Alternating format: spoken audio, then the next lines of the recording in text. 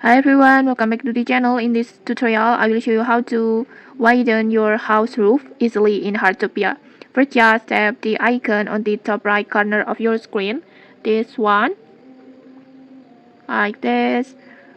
And then next, just tap the roof tile that you want to resize or rearrange.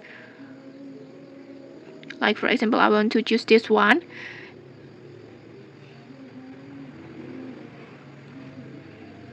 For example, like this.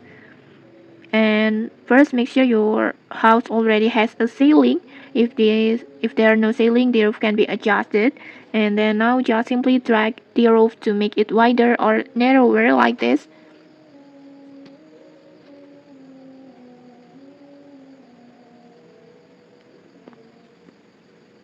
Like this. You can and then next you can also adjust the curve of the roof to match your house styles. For example, like this. Like this.